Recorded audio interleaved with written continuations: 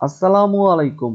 HTML এর টিউটোরিয়ালে সবাইকে আবারও স্বাগতম। এই পর্বে আমরা মার্কি ট্যাগ নিয়ে আলোচনা করব।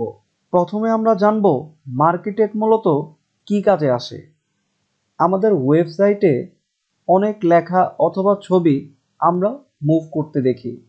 মূলত এই মার্কি ট্যাগগুলি আমাদের এই লেখা অথবা ছবিগুলোকে স্লাইড আকারে অথবা স্ক্রলিং আকারে আরও বেশি অ্যাট্রাকটিভ করে তোলে। ঠিক বডির মাঝে প্রথমে মার্কি ট্যাগ দিয়ে স্টার্ট করতে হবে, এরপর মার্কি ট্যাগ দিয়ে শেষ করতে হবে। যদি আমরা এই মার্কি ট্যাগের মাঝে আমরা কোনো লেখা লিখি, যেমন আমি লিখলাম মার্কি মুভিং টেক্সট। এখন আমরা এই প্রোগ্রামটি রান করে দেখব কিভাবে আমাদের এই টেক্সটটি প্রদর্শিত হয় ওয়েব ব্রাউজারে। মার্কি ট্যাগের মাঝে আমরা যে লেখাটি লিখেছিলাম মার্কি মুভিং টেক্সট, এই লেখাটি এটি ডিফল্টভাবে ব্রাউজারের রাইট সাইড থেকে লেফট সাইডে প্রদর্শিত হচ্ছে মুভিং আকারে। কিন্তু আমরা চাইলেই আমাদের এই লেখাটিকে অথবা আমরা যদি কোনো ছবি অ্যাড করতাম, আমাদের ছবি অথবা লেখাটিকে রাইট সাইড থেকে লেফট সাইডে অথবা আপ থেকে ডাউনে অথবা ডাউন থেকে আপে নিতে পারবো। সেই জন্য পুনরায় আমাদের মার্কি ট্যাগে ফিরে যেতে হবে। মার্কি ট্যাগের মাঝে আমাদের টাইপ করতে হবে ডিরেকশন। মূলত এই ডিরেকশন ট্যাগটি আমাদের ঠিক করে দেয় আমাদের ব্রাউজারের লেখাটি অথবা ছবিটি লেফট টু রাইটে যাবে, না রাইট টু লেফট, না আপস অ্যান্ড ডাউনে যাবে। আমি ডিরেকশন ট্যাগের মাঝে অ্যাট্রিবিউট দিলাম রাইট। প্রোগ্রামটি রান করার পর আমরা খেয়াল করলাম আমাদের লেখাটি লেফট থেকে রাইটের দিকে প্রদর্শিত হচ্ছে। যদি পুনরায় আমরা আমাদের এই লেখাটি রাইট থেকে লেফটের দিকে প্রদর্শিত করতে চাই, তাহলে রাইটের পরিবর্তে টাইপ করতে হবে লেফট। এখন পুনরায় প্রোগ্রামটি রান করলে এটি রাইট থেকে লেফটের দিকে প্রদর্শিত হচ্ছে। একইভাবে আমরা চাইলেই যদি টাইপ করি আপ, খেয়াল করুন এটি নিচের থেকে উপরের দিকে প্রদর্শিত হচ্ছে। কিন্তু আমাদের ওয়েব ব্রাউজারে আমি চাচ্ছি এটি একটি নির্দিষ্ট দূরত্ব নিয়ে আমাদের এই লেখাটিকে মুভিং করবে।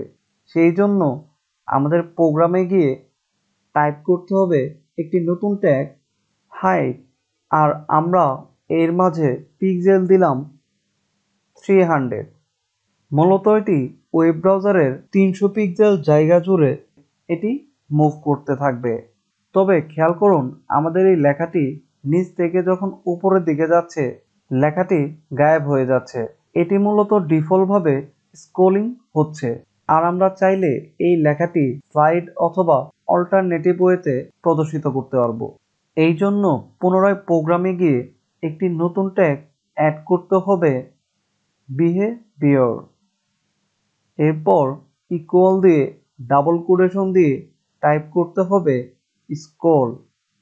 খেয়াল করুন সেমভাবে আমাদের লেখাটি নিচে থেকে উপরের দিকে গায়েব হয়ে যাচ্ছে।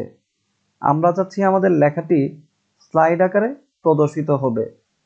সেই জন্য স্ক্রলের পরিবর্তে টাইপ করতে হবে স্লাইড। এখন আমাদের লেখাটি নিচ থেকে উপরের দিকে যাচ্ছে, কিন্তু একটি নির্দিষ্ট দূরত্বে গিয়ে থেমে যাচ্ছে, কারণ এটি স্লাইড আকারে প্রদর্শিত হচ্ছে। আপনি চাইলেই এই লেখাটি নিচে থেকে উপরের দিকে বারবার প্রদর্শিত করতে পারবেন।